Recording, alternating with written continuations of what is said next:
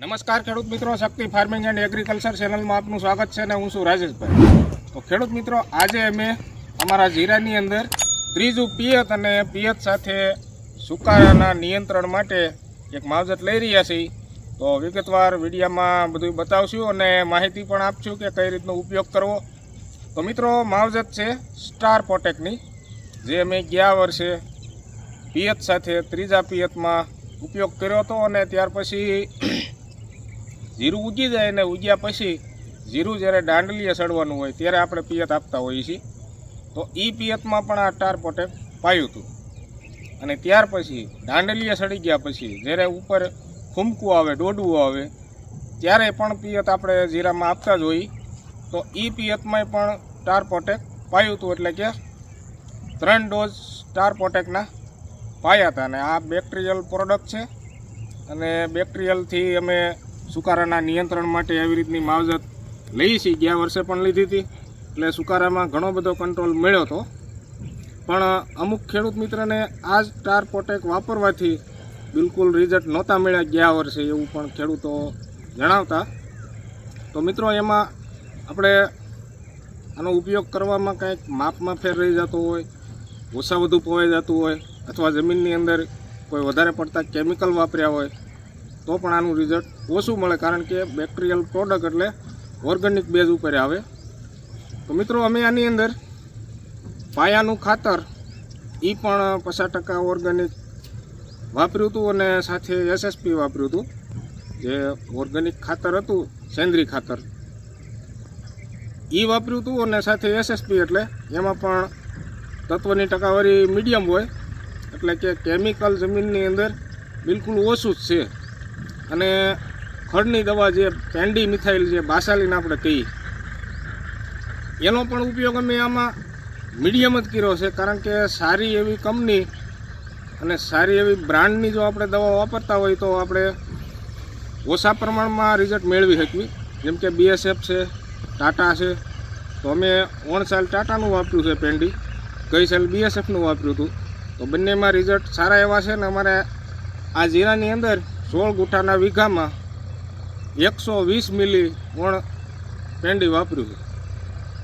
ગયા વર્ષે પણ BSFનું પેન્ડી 120 આજુબાજુ જ વાપર્યું હતું, છતાંય ખડના નિયંત્રણમાં રિઝલ્ટ મળ્યું હતું, ખડ નહોતું ઉગ્યું।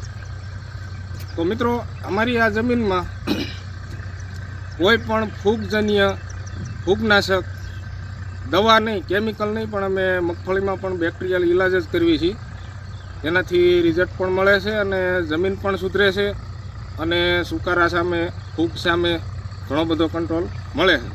તો મિત્રો, હવે આનું જણાવશું કઈ રીતનો ઉપયોગ કરવો અને કેટલું માપ રાખવું, કેટલું પ્રમાણ રાખવું। એ પહેલાં તમને જીરું બતાવશું। જીરું થોડું થોડું ઉગતું આવે છે, કોટા દેખાય છે અને આકડિયા થઈ રહ્યા છે કોટાના, એટલે જીરું પાઈ દઈ તો આ પિયતમાં જીરું ઉગી જશે। ત્યાં ધોરીઓ નથી ટપાય, એમ થોડુંક પાણી રીજી ગયું છે, થોડુંક ઓછું રીજ્યું હોય ત્યાં ટપી જાવ ધોરીઓ। અને હવે તમને બતાવશું ઉગેલું જીરું। તો મિત્રો, આમાં આંકડિયા થઈ રહ્યા છે અને સાંજનો સમય છે, સૂર્યનારાયણ આથમમાં જઈ રહ્યા છે, એટલે થોડુંક વિડીયોમાં ક્લિયરિટી બહુ ચોખ્ખી નહીં આવે, પણ છતાંય બતાવી જશે। આવી રીતનું આ જીરું અમુક છોડ ઉગી ગયા છે, આવી રીતના, અને અમુક આવી રીતના ઉગતા આવે છે। તમે જ્યાં જોઈ રહ્યા છો, અહીંયા પણ કાંકરાની બાજુમાં 2 પાંદડે, કૂણા પાંદડે, નાનો છોડ છે એટલે પાનની પૂરી લીલાશ ગ્રીનરી ન હોય એટલે ન દેખાય એમાં, પણ તમે જ્યાં જોઈ રહ્યા છો આવી રીતના કોટા કાઢી આવે છે। અને મેં જેમ કહ્યું, કોટાનો આંકડિયો આ છે, આંકડિયો આ પણ ઉગ્યા આવે છે।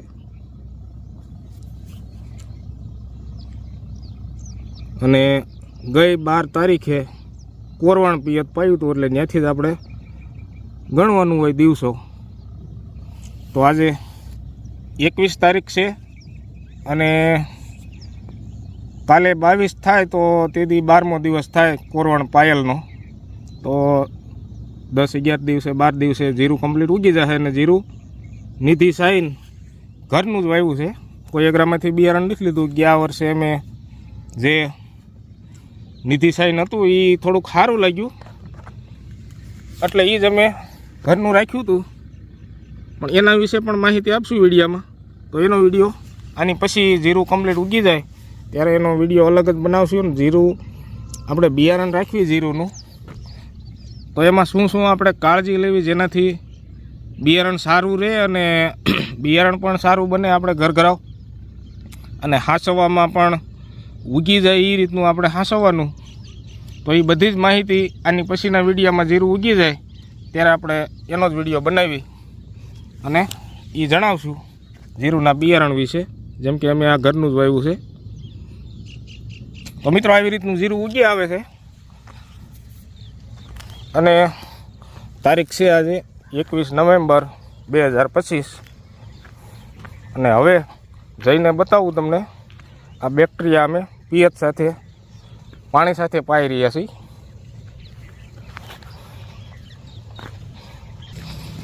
તો મિત્રો હવે ટાંકીની નજીક પહોંચી ગયા છીએ. હવે તમને બતાવશું કે બેક્ટેરિયા અમે પિયત સાથે કઈ રીતનું પાઈ રહ્યા છીએ અને કેટલું પ્રમાણ છે. અને રેગ્યુલર પ્રમાણ એક સરખું જમીનમાં વીઘાની દ્રષ્ટિએ જો રાખવાનું હોય તો આ છે ટારપોટેક જે મારા હાથમાં છે. આ એક પેકેટ 250 ગ્રામનું આવે છે પાવડર ફોર્મમાં, અને આ એક પેકેટ 1 એકરમાં પાવાનું હોય છે. એટલે કે અમારે 16 ગુઠાના વીઘા 2.5 વીઘા થાય. તો 1 એકરનું માપ હોય છે આનું એક પેકેટ, અને 16 ગુઠાના વીઘામાં 2.5 વીઘા થાય એક પેકેટે. તો આવી રીતનું માપ હોય છે. અને આની અંદર જે પાવડર ફોર્મમાં નીકળે છે બેક્ટેરિયલ પાવડર, એ આની અંદર આવી રીતનું પેકિંગ આવે છે પ્લાસ્ટિકમાં ખોખાની અંદર, ને આવી રીતે અંદર સફેદ પાવડર આવે છે આવી રીતનો. અને આમાં 250 ગ્રામ પાવડર આવે છે અને 1 એકરમાં ઉપયોગ કરવાનો હોય છે. એટલે કે 2.5 વીઘામાં 16 ગુઠાના વીઘામાં 2.5 વીઘામાં. અને આ બેક્ટેરિયા પાવડર ઓગાળવાનો હોય ડોલમાં તો આપણે અગાઉ ઓગાળ નાખવાનો 1 ટક અથવા 1 દિવસ. એટલે કે સવારે પિયત આપવાનું હોય તો આપણે સાંજે ડોલની અંદર પાણી જેટલી ટાંકી આપણે વીઘે જાય એટલી વીઘાની ગણતરી આ 1 પેકેટ 2.5 વીઘામાં ખૂટવાડવાનું હોય. અને 5 વીઘા જો બીજા દિવસે સવારમાં પિયત ચાલુ કરીને 5 વીઘા પી જાય એમ હોય તો આવા 2 પેકેટ ડોલની અંદર ઓગાળ નાખવાના. એટલે કે 5 વીઘા પીવે ત્યાં સુધી આ બેક્ટેરિયાનું પાણી આ જે ડોલમાં હોય એ આપણે ટાંકીમાં જેટલી ટાંકી વીઘે જતી હોય એટલા ડબલા ડોલની અંદર પાણી નાખી અને ઓગાળી નાખવાનું. ત્યાર પછી 1 ડબલું ટાંકીની અંદર નાખીને ટાંકી ભરતું રહેવાનું. એ રીતનું આપણે અગાઉથી બેક્ટેરિયા ઓગાળવાના હોય છે, જેનાથી બેક્ટેરિયું સારું એવું જલ્દી એક્ટિવ થઈ જાય. અને ડોલમાં આપણે જ્યારે પાણી ભરવી ડબલા નાખીએ એ પાણી પણ તાજું લેવાનું મોટર ચાલુ કરીને, જેનાથી પાણી ઠંડુ ન હોય અને બેક્ટેરિયું પણ જલ્દી એક્ટિવ થવા મળે. કારણ કે શિયાળાનું ઠંડીવાળું વાતાવરણ હોય તો ઠંડીમાં બેક્ટેરિયા એક્ટિવ ઓછા થતા હોય છે. તો તાજું પાણી લઈએ અને પાણીમાં અગાઉથી જ આવી રીતનું પલાળી દેવી બેક્ટેરિયા તો એક્ટિવ જલ્દી થઈ જાય અને રિઝલ્ટ પણ આપણને સારું મળે. અને અમારે આ ટાંકી છે 50 લીટરની, આવી રીતની ધાર ચાલુ રહે એ રીતનું પાઈ રહ્યા છીએ. અને વીઘે આપણે માપ કઈ રીતનું રાખવું, તો મિત્રો આ છે 1 પેકેટ 2.5 વીઘાનું માપનું. તો એને આપણે 2.5 વીઘામાં પાવવું હોય તો આપણે જે આ ટાંકી છે તો વીઘે 1 ટાંકી ખાલી થતી હોય 50 લીટરની, તો આપણે આવી રીતના 2.5 ડબલા 1 પેકેટમાં પાણીના નાખીને આવી રીતના ડબલા 2.5 ડબલામાં આ 1 પેકેટ ઓગાળી નાખવાનું. પણ 2.5 ડબલામાં પાણીનો જથ્થો થોડોક ઓછો રહે તો એમાં આપણે આવા 2 ડબલા અથવા લીટરનું ડબલું હોય, અમારે આ નાનું ડબલું છે 1/2 લીટરનું. લીટરનું ડબલું હોય તો આપણે 2.5 ડબલા નાખી અને 2.5 ડબલામાં 1 પેકેટ ઓગાળ નાખવી તો આપણે 1 એકરનું માપ, 2.5 વીઘાનું માપ, અને પછી આ જે ટાંકી છે 1 વીઘો જમીન પીવે ત્યાં ખૂટી જવી જોઈએ અને 1 ડબલું ટાંકીમાં નાખીને ટાંકી ભરી લેવાની.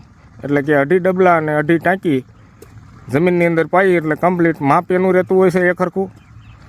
અને જો જે મિત્રને જમીનમાં પાણી ઓછું હાલતું હોય અથવા કેરો પૂગતા વાર લાગતી હોય તો પછી આપણે મેં જેમ વાત કરી આ ડબલાની, તો ડબલા 2 નાખી દેવાના.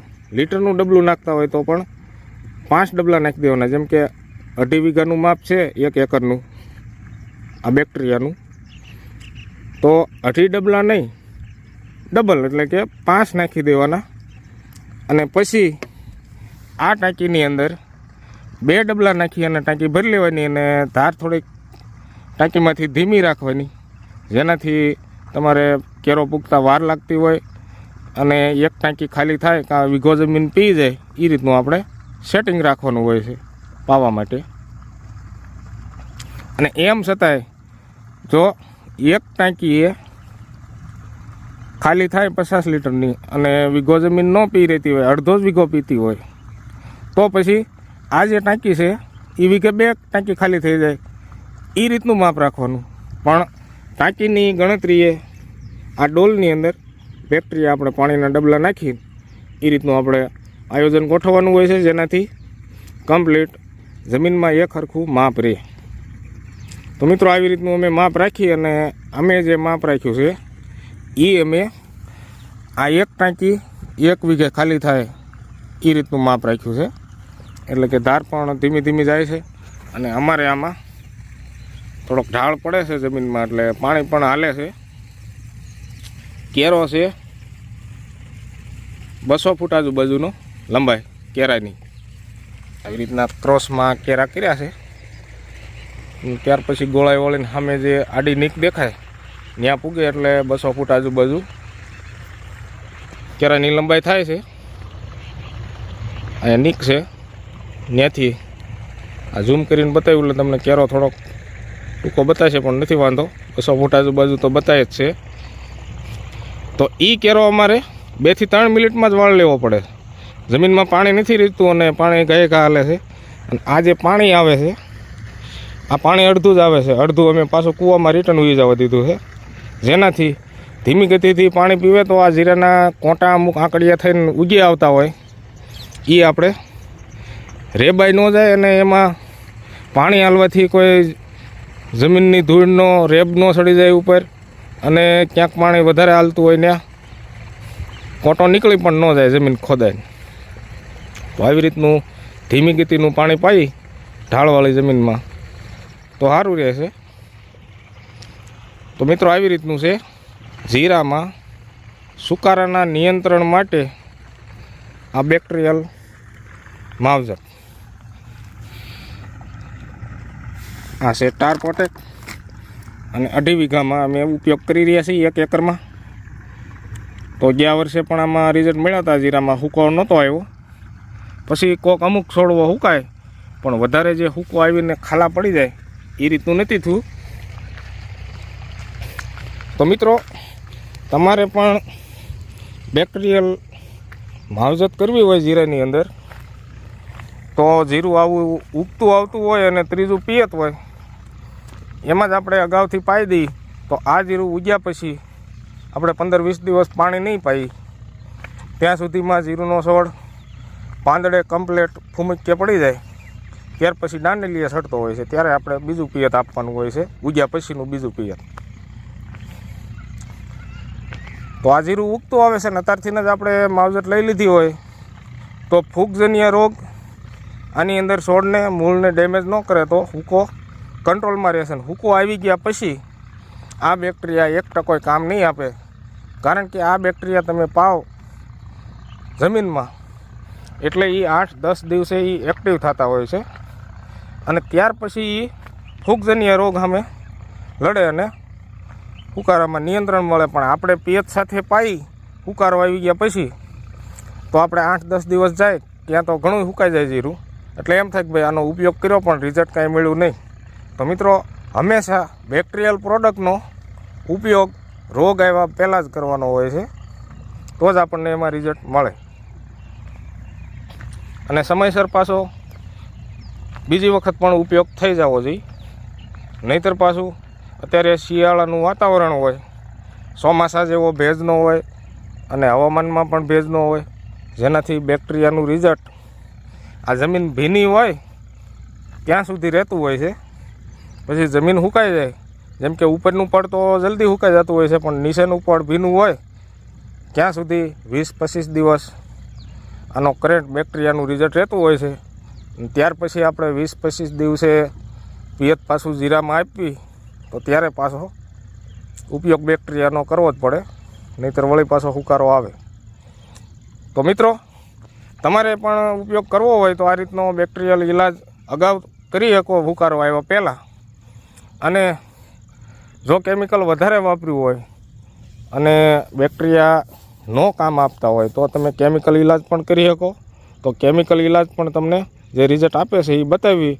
જેમ કે અમે જ્યારે બેક્ટેરિયાનો ઉપયોગ નહોતા કરતા ત્યારે અમારો હુકારો વધારે આવતો, પણ ત્યારે અમે કેમિકલ ઇલાજ કરતા, એમાં અમને થોડા ઘણા રિઝલ્ટ બતાતા, એ તમને જણાવશું. તો મિત્રો, જીરામાં હુકાના નિયંત્રણ માટે કેમિકલ આપણે માવજત કરવી હોય, કેમિકલમાં જવું હોય, કેમિકલ ઇલાજ કરવો હોય તો મેટાલિક 35% આવે છે. એ આપણે જીરામાં હુકો આવી ગયો હોય અને પિયત આપવાનું હોય તો પિયત સાથે મેટાલિક આપી શકો. આવી રીતનું ટાંકી મૂકીને પણ આપી શકો. અને ખાતર જો નાખવાનું હોય તો ખાતરને મેટાલિક પાવડરનો પટ આપી અને ખાતર છાંટીને પાછળ પાણી પાઈ દેવાનું. તો આ રીતનો પણ માવજત તમે કરો કેમિકલમાં તો પણ એમાંય રિઝલ્ટ મળે છે.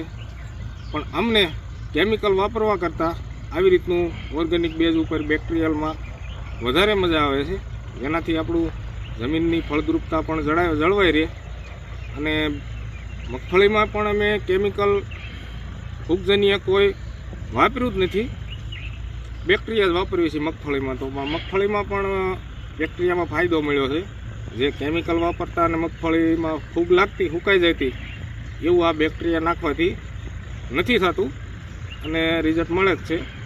પણ આપણે વધારાના કેમિકલ જમીનની અંદર પછી વાપરવાના જ નહીં. જેમ કે આ બેક્ટેરિયાનો આપણે ઉપયોગ કરતા હોઈએ તો પછી અમે આની અંદર હવે જીરું ઉગી ગયા પછી પિયત આપશું, એમાં ખાતર પણ નહીં આપી. જેમ કે આની પહેલાંના પિયતમાં, બીજા પિયતમાં અમે યુરિયા અને ઝીંકનો ઉપયોગ કર્યો હતો એ જીરું ઉગ્યા પહેલાં. અને હવે પછી નથી કરવાનું, કારણ કે આ જે ત્રીજું પિયત પીવે છે તો આ પિયત પછી 20-25 દિવસે બીજું પિયત આપશું ઉગ્યા પછી, જ્યારે દાંડલીએ સડવાની અવસ્થામાં હશે જીરું ત્યારે. તો ત્યારે પાછું આ બેક્ટેરિયાનો કરંટ ઘટવાયો હોય છે તો એ પિયતમાં પણ બેક્ટેરિયા જ પાવાના હોય છે. જો આપણે બેક્ટેરિયામાં રિઝલ્ટ લેવું હોય તો વચમાં એકય પિયત ખાલી નહીં જવા દેવાનું, બેક્ટેરિયા પાય જ દેવાના. અને એમાં તો આપણે ખાતરનો ઉપયોગ પણ ન કરી શકીએ અને કોઈ પણ ફૂગના નિયંત્રણ માટે, હુકાના નિયંત્રણ માટે કેમિકલ પણ ન વાપરી શકીએ. પછી વચમાં એક પાણમાં કેમિકલ વાપર્યું તો કેમિકલનું થોડું ઘણું રિઝલ્ટ બતાવે પણ બેક્ટેરિયાનું બિલકુલ ન મળે. તો મિત્રો, આવી રીતનું હોય છે જીરાની અંદર બેક્ટેરિયલ માવજત લેવાનું. તો મિત્રો, આની પછી પણ જીરું ઉગી જાય એ પણ વિડીયોમાં બતાવશું. અને જીરાના બિયારણ વિશે જે અમે ઘરનું જીરું આવ્યું છે, નિધિ સાઈન ગયા વર્ષે હતું એ જ, તો એના વિશે પણ અમે માહિતી આપશું આની પછીના વિડીયોમાં. તો વિડીયો અમારા જોતા રહેજો. અને જે કોઈ નવા મિત્ર જોતા હોય ને ચેનલ સબસ્ક્રાઈબ ન કરી હોય તે ચેનલને સબસ્ક્રાઈબ કરી લેજો, જેનાથી અમારા વિડીયો તમને તાત્કાલિક જોવા મળે. અને વિડીયો ગમે તો લાઈક આપી દેજો અને વિડીયોને શેર કરજો, હાઈપ કરજો. તો મિત્રો, હવે આપણે વિડીયો પૂરો કરવી એ પહેલાં બધા જ મિત્રોને જય શ્રી રામ, જય જવાન, જય કિસાન.